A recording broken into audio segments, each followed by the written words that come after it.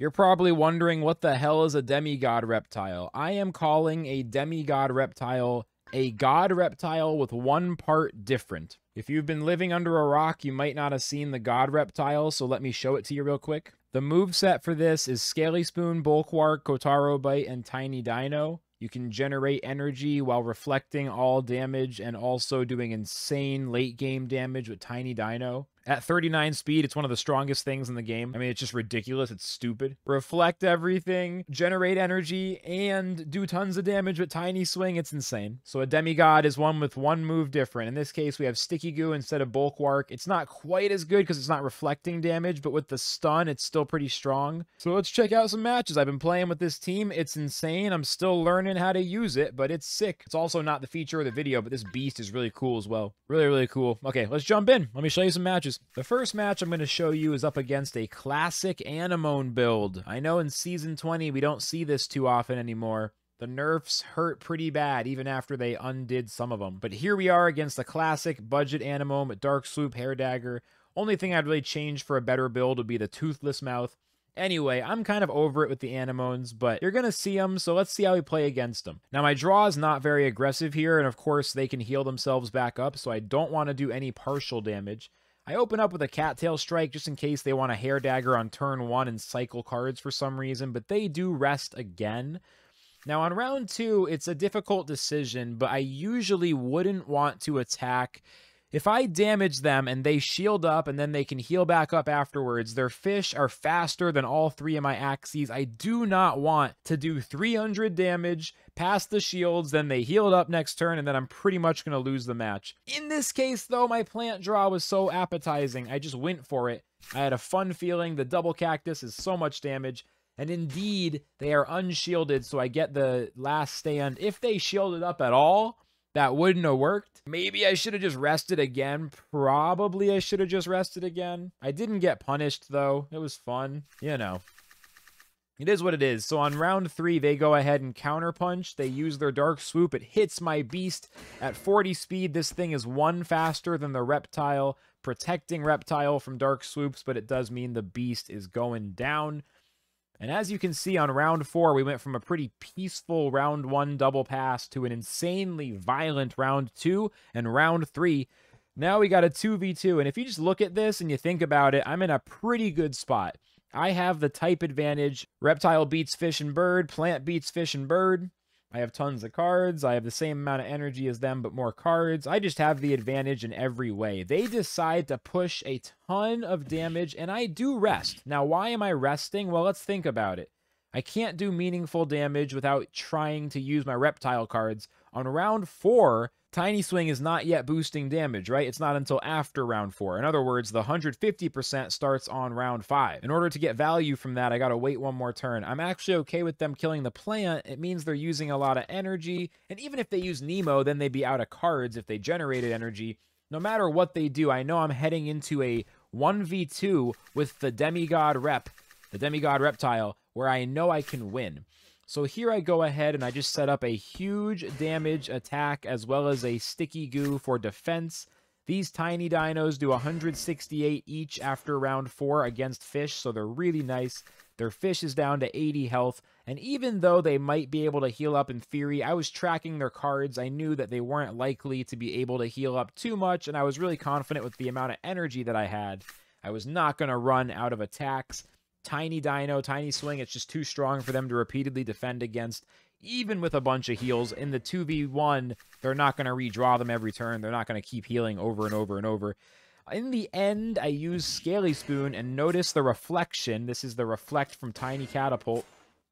Really, really sick damage, and it makes sure that their bird has absolutely no way to kill me since they're taking about as much damage as they're receiving, and then I just finish them off with the insane Tiny Dinos. So really, really nice. Great example of the power of this reptile. If you don't want to lose to Anemones, I mean, to be honest, it's kind of like killing a fly with an atomic bomb using a god rep for the poor Anemones that got nerfed. But if you're up against a bunch of Anemones, if they come back at some point, there you go. God Reptile, Demigod Reptile. It counters it.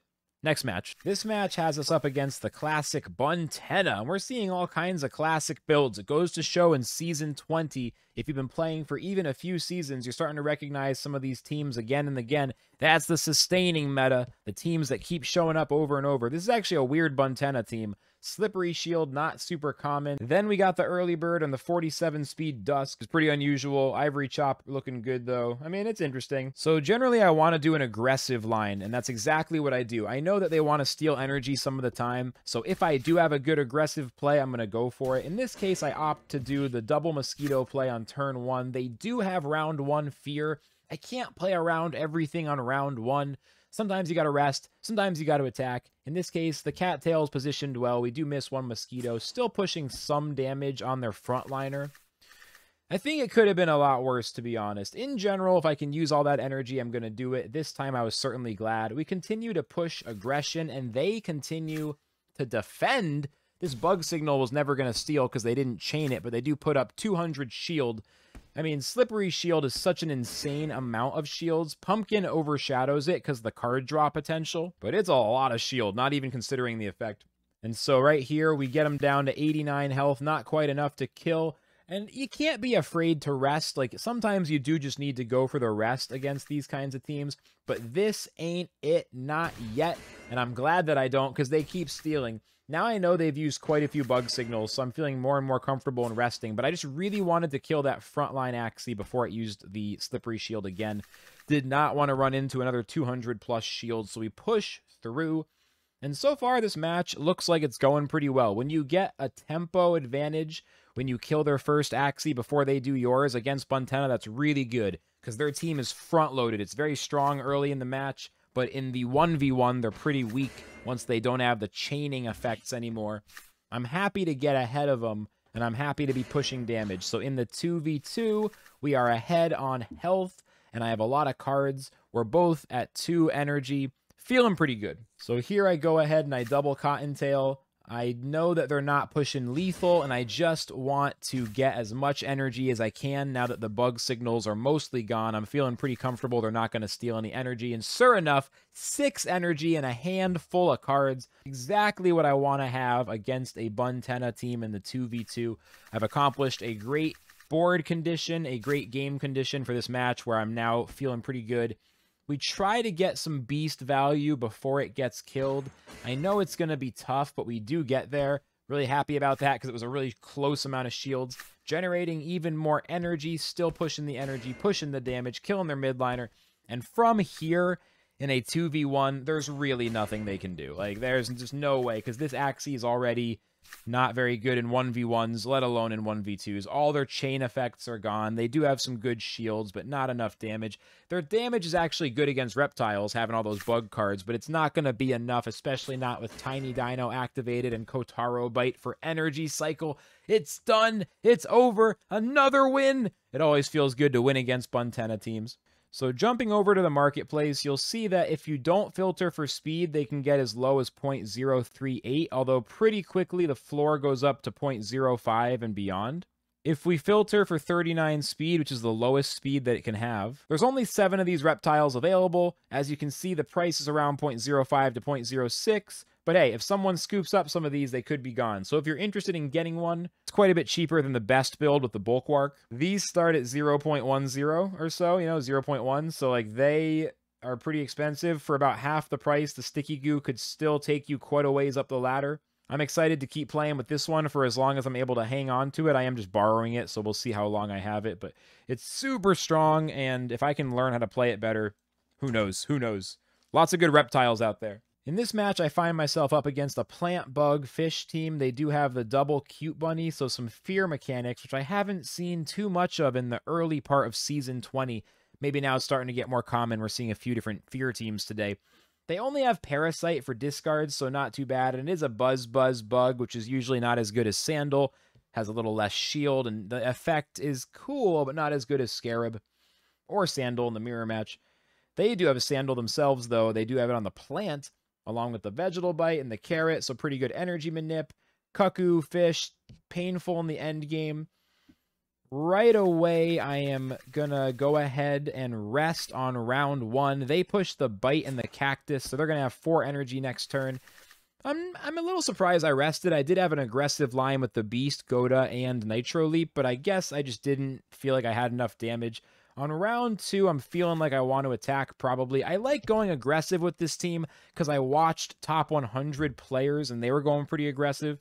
Sure enough, we push some damage, and since my Beast is faster than my plant, we get rid of this fear. So this is something that a lot of new players don't understand, and there's different scenarios, but generally the middle Axie being faster than the front allows us to get rid of fear, since fear goes away if any of your Axies are going to do an action, unlike stun where the Axie affected has to act. So we get scared before and after, but the plant is able to attack in the middle thanks to having the Beast faster, able to outplay fear strategies, get some counterplay against that fear. They go pretty aggressive, and I'm also pushing. We're both killing each other's front lines in round 3. And basically, the reasoning here is pretty simple. I really want to get through their first 2 Axies as fast as possible. If I get in a 1v1 Reptile versus Aqua, I'm feeling pretty good. And if my plant dies in front, the Beast is very vulnerable, especially to a backline fish. I think that's why we're playing so aggressive, right?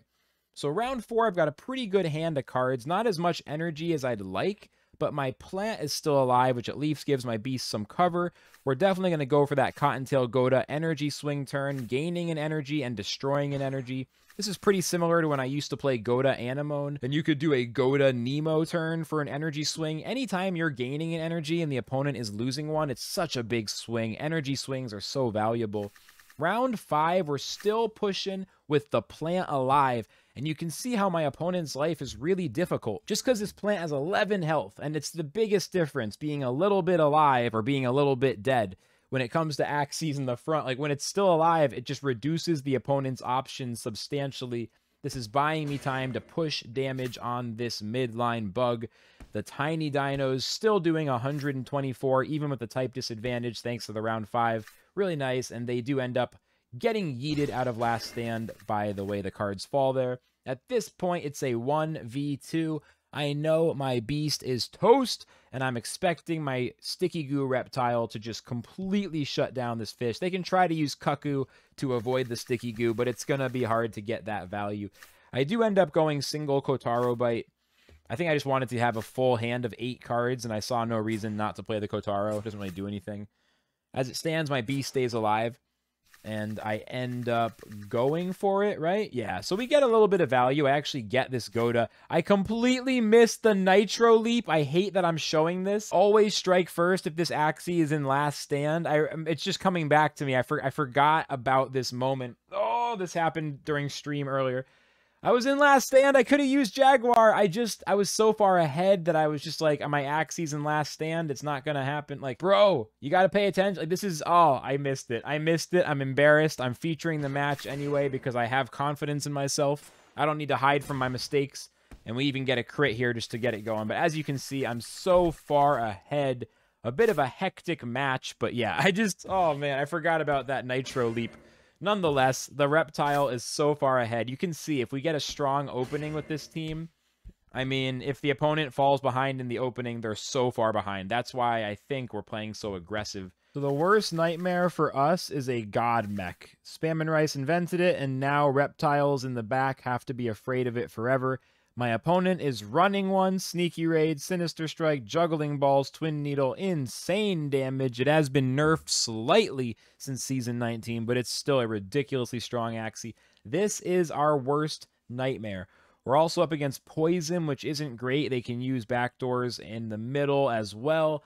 Poison, not our best matchup, so definitely a tough one in round 1. And because I draw a relatively non-aggressive opener, we're going to go ahead and rest. If I was getting super aggressive Beast openers, we'd just be destroying these plants in the front, running through their team really quickly.